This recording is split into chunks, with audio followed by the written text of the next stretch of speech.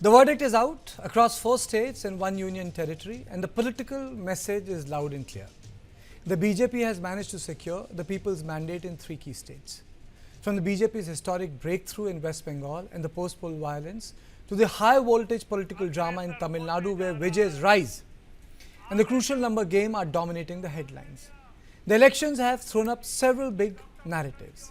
To decode the verdict and understand the larger political message, I am now joined by BJP National Spokesperson Charu Pragya. Charu, thank you so much for joining me in this conversation. And let me begin by asking you, how do we decode this verdict? How do we do that? What is this verdict telling us? So I'm going to tell you what I feel about this entire election. One, I believe that the Indian electorate is now very clear. They know exactly what they want. They know who they are voting for. They know whom they need to vote out. And if you see this pattern, it's repeated across the 5 state elections that we saw the results for. In Assam, convincingly, they stand behind the Bharatiya Janata Party. There's absolutely no confusion. The mandate shows it. In West Bengal, again, the electorate is very clear. They want TMC out. They have voted in massive numbers for the Bharatiya Janata Party. We've created history. Our party is going to form the government for the first time ever in West Bengal. And the same pattern is repeated in Kerala and in Tamil Nadu. And I love that. I love the fact that the electorate in our country now has come into its own with so much clarity. The women voters outnumbering the men. There is no confusion. There is no hung assembly, no hung mandate, no confusion. And that, I think, is a huge win for democracy. We've been saying this again and again, but we need to repeat it. This is a democratic win, whichever state you look at. Another thing is that India has put an absolute full stop to dynastic politics, to the politics of entitlement, to the politics of intimidation even. We look at West Bengal, we look at Kerala, we look at Tamil Nadu. The expected result, you know, generally people, whatever they were expecting the results to be in these 3 states, it's been entirely different. People also don't think it is necessary for them to talk about who they're going to be voting for before the final vote has been counted. Pragya, and that, don't you also think that it also marks some sort of a demise of older form of politics, in the sense a caste hierarchy, social hierarchies? People have voted for whoever they like. For example, look at Vijay. It's such a surprise. They have voted for Vijay. Look at the fact that BJP has been able to retain Assam. I mean, it has worked on a narrative which is larger than social, ethnic, tribal composition. Those are larger issues. For example, infiltration, or for example, the schemes which are benefiting people are cutting across the caste. And West Bengal, I mean to say, there is no caste combination which led to BJP's victory. No. Those were certain issues involved. Do you find this churn interesting? I think that is the churn we have been waiting for. When my party says Sabka Saath, Sabka Vikas, we have been working on it since 2012. In fact, I think we've been working on it even before we formed the government under the leadership of Modi ji in 2014. So that has to be what the focus is on. When you are in public life, you have to take care of people. You have to make sure their welfare is paramount. It's their progress that is paramount, and issues such as caste, issues such as the dynasty, and I'm using the word dynasty that you come from, issues such as dividing people further and further on the basis of the language they speak or the religion they follow, all of this has come to a stop now. And one thing is very clear. People want a better life every single day. The voting pattern shows that. Second thing is, यहाँ पर कोई राजा नहीं है. So there is no question of someone belongs to a particular family with a powerful surname and they're obviously going to win an election on the basis of that surname. That has come to a complete full stop. The third thing is, there are newer ways of campaigning now. If you look at Hemanta Dada's campaign in Assam this time, I thought it was the most heartwarming campaign I've ever seen. He was out there meeting people, no strict protocol as such. He would get down from his van, give someone a hug there, bless someone, put his hand on another person's head, take a gamcha, a can of Diet Coke. So this very, what shall I say, modern and approachable. Also dance a little bit. Absolutely, he's an absolute rock star, and that song has been trending in my head for so long now. I don't think I'm going to forget it anytime soon. So that approachability, that likability, I think is a huge reason why the leaders who have won, because you have to be one with the people. You cannot be on a high horse, not understanding the plight of your electorate, not understanding what people want. Because see, in the last 2 days, I have seen celebrations across the country, but I'm going to focus on West Bengal here. In West Bengal, bridges are being decorated with the Sanatan flag, the Bhagwa Jhanda. Everywhere that Bhagwa Jhanda is out today. And people are just so happy to be chanting Jai Shri Ram like it is something that had been suppressed inside them for so long. There is where I question the last government, and I want to ask, what did you miss? Did you not have your ear to the ground? Did you not understand the pulse of the people? How can you not know what your people want, or what is it that you need to do to make sure you remain dear to them? And I'm not even getting down to discussing the violence yet. There are a couple of things. Okay, let's focus on West Bengal. There are a couple of things. Yeah. Is it correct just to locate the vote which BJP has received only on the cultural issues? I mean, so wouldn't that be a little bit of underservice? Because people could have been very tired because of corruption. Maybe it could have been law and order issue. Yeah. Maybe there could have been delivery mechanism. People respond to different things. But bigger issue is, which I see apart from this, is that we are also started to borrow American vocabulary, where if someone loses the state, says it's a stolen election. I'm sorry to say it's very Trumpian, but it worries me because one thing which India can take immense pride is that unlike Pakistan, Afghanistan, or what we see in Myanmar, or what we see in many other post-colonial societies, barring 2 years, India never underwent any sort of dictatorship. No, we had peaceful transfer of power. But once you say elections are stolen, stolen mandate, then you are creating some sort of a recipe for future violence, because you do not trust the process itself. That really worries me. You're absolutely right to question that. In fact, I have been asking, why are you only saying this for West Bengal? Why not talk about Tamil Nadu and Kerala, where the same election commission was conducting the election? So Congress does not want to complain about Kerala. Even TMC doesn't want to complain about DMK losing in Tamil Nadu. You only want to complain about West Bengal because it doesn't suit you. And I say this with responsibility. Mamata Banerjee lost Nandigram even 5 years ago. So 5 years ago, her people didn't stand by her. She was ousted out. Of course, she contested a by-poll and she was back to becoming chief minister. But this was retribution for that. This was absolute retribution. Losing Bhawanipur is not the first time that she has lost a sitting seat. And this time another chief minister lost his sitting seat. M.K. Stalin also lost his seat. He didn't say the election was stolen. And if you look at sheer numbers, hard data, after the SIR process, out of the 20 constituencies with maximum deletions, 14 of them BJP lost. And that is a fact. So if after SIR, BJP is losing 14 constituencies out of 20, obviously it's not favouring us in a manner which is unfair in any way. And also see, you have to, and I've been talking about understanding the pulse of people. TMC completely missed that. I don't think this win is about a cultural win. I don't think this win is only just about development. I don't think this win is just about getting better jobs or better industry into West Bengal. I think this win is about people finally saying, we will not be suppressed. You don't tell us what to think, how to act, what to say. We decide for ourselves, because that is the very ethos of a democracy. They have a voice. So nobody tells them ki Ram Navami ki yatra nahi nikalni. Nobody tells them ki is political party ko vote nahi karna. Nobody tells them ki Jai Shri Ram bolna hai ya nahi bolna. I think this is an uprising of the people against the politics of intimidation. I find that at a personal note very superficial when you try to pit, say for example, the narrative, the Lord Ram versus say Ma Kali. I find that superficial, because anyone who is a devout, who believes in it, it doesn't work like that. It just, because divinity within Hinduism is an interrelated concept. It can be both. It can be Dvait and Advait. It can be both. Diverse and unitary at the same time. But let me just, Charu, draw your attention to a different subject here.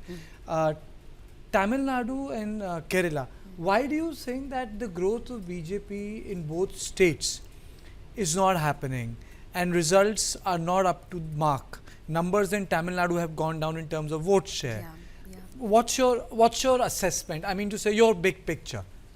See, this time Tamil Nadu has been a surprise for everyone, and everybody's vote share has gone down because of the rise of the TVK. And what a rise it has been, you know, being an observer of politics, and I'm saying this like a neutral person, a new political party within barely 2 years of its formation, sweeping Tamil Nadu with 108 seats. I think it is unprecedented, and they deserve our best wishes and congratulations, and we can only hope and pray that they work for the welfare of the people. So everybody's vote share has gone down, Karthik. It is not just about the BJP, even the DMK, the AIADMK, everybody's vote share has gone down. The second thing is that sometimes it takes longer to make sure your foothold is felt in a state where you've traditionally not been very political for very long. So Tamil Nadu is one, even Kerala is one, but we won 3 seats in Kerala this time. And that for us is actually a better foothold than we had last time. It is one step up, and slowly and steadily this is going to increase. You look at the pattern in West Bengal also. We've gone from 3 to 77 to today having 207, right? So it takes time. We are not the ones who are going to step back and say, we'll take a break now, or we're going to take this easy. Absolutely not. Let it take 5 more years, but let people understand what is it that we are eventually working towards. What is it that we want to bring to the people? Were you surprised? Were you surprised by the sort of vote which Vijay got? Because I personally feel it's sort of it's sort of a Gen Z vote he has been able to tap in, you know. I may fall short of those complex political words, but a very young crowd has voted for huge Vijay. numbers. Yes, absolutely. But you know, it's fascinating to watch, and it tells us one more thing. The kind of politics that Tamil Nadu was embroiled in, one time here, one time there, you know, that walling, the Dravidian politics, if I can use that word. Has he broken that mold? He has broken that, because he's talking about newer things. He's gotten a new way of campaigning. He's showing a new front to the people of Tamil Nadu. You know, it's like, this is not all that you have to choose between. There is an alternate that exists, and I think that's interesting to watch. That alternate that he has presented, and I think it's going to open the eyes of all politicians across political lines, because you have to move with the times. One reason for BJP's electoral success is also that BJP moves with the times. We have such a young national president today. We have a prime minister who's young at heart. We have a Karyakarta base which understand what people want, the kind of activities we do, even internally inside our own party, the kind of activities we do, the kind of projects we have. They are very young at heart. You have to connect to India, and India is barely 28 years old, median age. Tell me, a lot of people say that, your critics say that, the people who claim to understand BJP also say that BJP today has the capacity to create different shades of Hindutva in various parts of the country. So, you know, it can be accommodative, but it can also create a distinct look for itself. It can both be distinct and still be accommodative. I think BJP is extremely accommodative, and we could be a party which is considered majoritarian, but we are a party which welcomes everyone. We very proudly say Sabka Saath, Sabka Vikas, because we understand the progress of India has to be when everybody comes together. We're talking about Viksit Bharat in 2047. How will we achieve that if we are going to sideline, say, 1/3 of our people? We can't do that. We genuinely believe that everyone needs to come together. At the same time, though, the sentiment of the majority religion cannot be set aside like it had been for decades. You know, when a prime minister says that the first right on the nation's resources belongs to the Muslims, that is wrong, and that is not what our constitution says in any manner. This is do you think that in 70s and 80s and late 60s it was okay to be a cultural Hindu, but it was problematic to be a religious Hindu? I don't think so. I think Congress, that's where the shift came from. You know, if you were a Hindu but didn't profess your religiosity, it was okay and acceptable. But if you did, then you were perceived to be some sort of unhinged loony. You know, a guy who should not be occupying high positions. You know, I think this has happened most recent, in recent couple of decades only, because if you remember Indira Gandhi, she also wore her religion in a very obvious manner. She always wore a Rudraksh mala. So I think at that point of time there was a lot of clarity. Nehruji of course was different. Nehruji was a communist at heart, I still believe this. But his daughter was not. Maybe because of, you know, the circle in which she was raised, but that was a different time, that was a different India. And then she grew up into a person who was completely controlled by her son. So there were weaknesses even there. I think today the difference is that one, India is not ruled by one political dynasty. That makes a lot of difference, because the person who's sitting in a position of power is thinking for India as a whole, is not thinking what's going to happen to my son after me, or is my party going to accept my child as their ultimate leader after my demise. So that conversation, I think, is now permanently out. I don't think the people of India are going to accept a political party which pushes that anymore. See, if you look at Congress, one of the main reasons for them to perform badly is not because all their leaders are bad, but the sensible ones are sidelined in the Congress itself. So if there is a sensible person with a sensible point of view, who's listening to them? Nobody in their party, that's for sure. Another thing is that today India is aspirational, which means that every person can dream and work towards achieving that dream. Our leadership proves it. Every single leader in Bharatiya Janata Party, if you can pick up, they have a backstory, and these backstories are inspirational. And but that backstory sometimes also accommodates sons of leaders, like Nitish Babu's son has been sworn in today. I agree, and I had a feeling that you're going to come to that. See, the rule doesn't say that you can't be in politics because your parent was a politician, but the rule definitely says that you're not going to automatically get your parents' chair just by being virtue of being born in that family. That can't be the case. No, it has to be complemented by meritocracy, and everybody is welcome. We are saying every youngster with this desire to do better for society in their heart is welcome into politics. We need better people in politics, but does that mean he's going to become the next national president? Absolutely not. Prove your mettle. Stand on the ground, work your way up, and then, of course, you know. Charu, let me bring you back to two very important questions. The first will be on the violence which has taken place in Bengal. Yeah. And the second we'll talk about women, you know, representation of women. You know, this killing has shocked everyone. Yeah. That has taken place. Prime Minister specifically said that badla nahi, badlav chahiye. What is happening? Do you think that this is transitional, or do you think that that the entire goon element, you know, which got absorbed into TMC, which is an open fact, when TMC came, the entire apparatus of the left was absorbed by the newly formed TMC. It's the same apparatus which is kicking into action. See, Bengal has always had a history of bloodied politics, and that needs to change, and that's why BJP leaders, including our Honorable Prime Minister, are issuing multiple statements which say that hame badlav chahiye. We don't want this politics of vengeance, of revenge, of identifying people based on their political ideology, which happened even during this election. We pointed that out. Why else would a button on an EVM which says BJP have itr on it, have perfume on it? It is only because you want to identify the person who's voted for the Bharatiya Janata Party.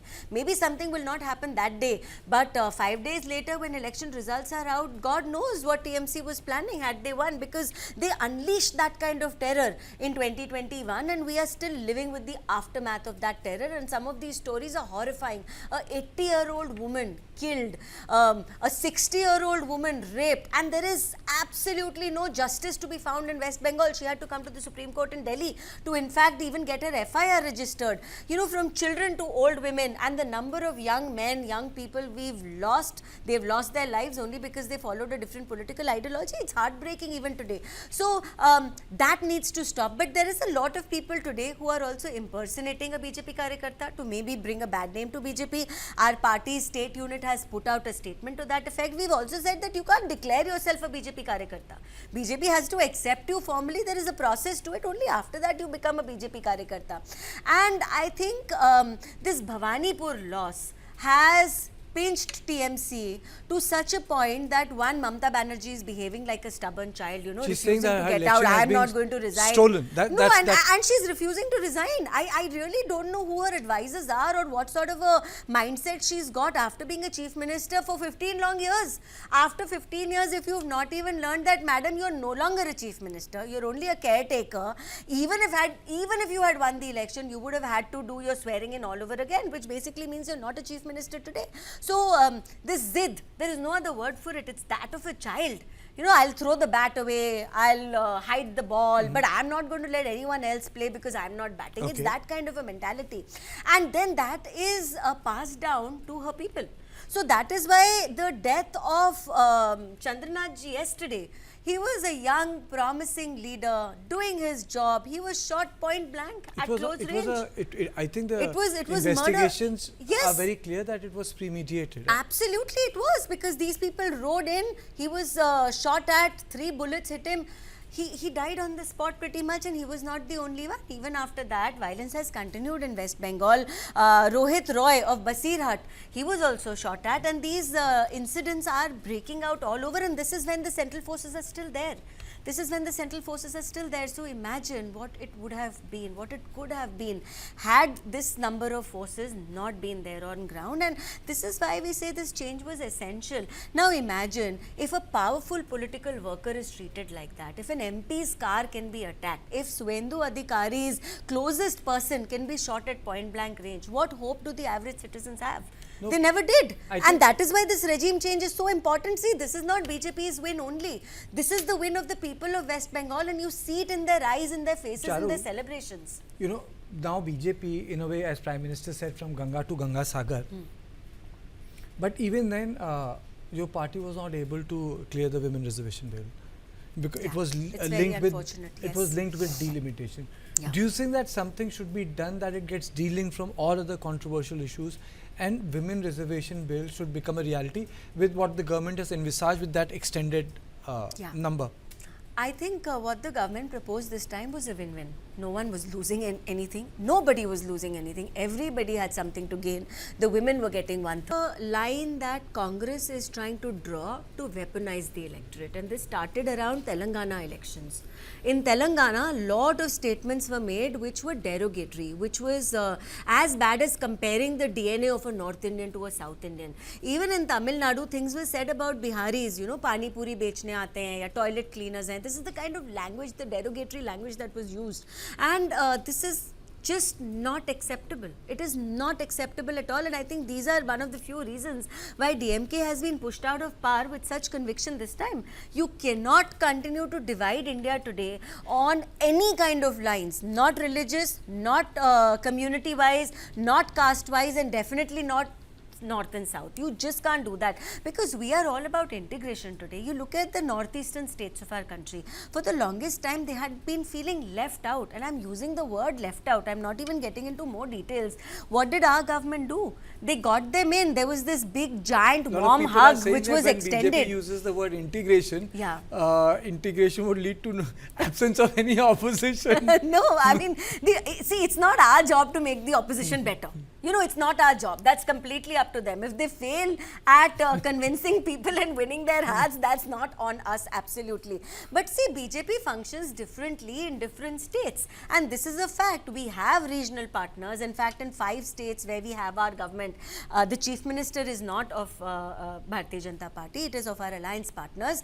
And we are very loyal to our alliances. We are also very loyal to the fact, and we understand the fact, that every single state of this country has individuality which needs to be embraced. Acha, tell me one thing.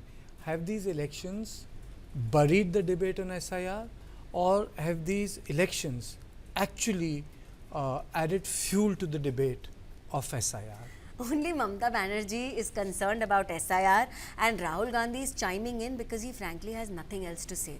Even in these elections, he landed 9 days before voting. I mean, what is he going to do in 9 days before voting? Is that what a serious politician does? Do you turn up just 9 days before voting and say, "Main aa gaya hu prachar karne"? That's helicopter netagiri, right? That's what Congress did. Last time they talked about vote chori. How much time did Amit Shah spend in West Bengal? He spent sufficient time. He also was 15 stationed days there. or 16 days? 15 days, Continuously. I believe 15 days, but I think that's something fantastic because you have to take elections seriously, and West Bengal for us is a civilizational And he's a sitting win. home minister.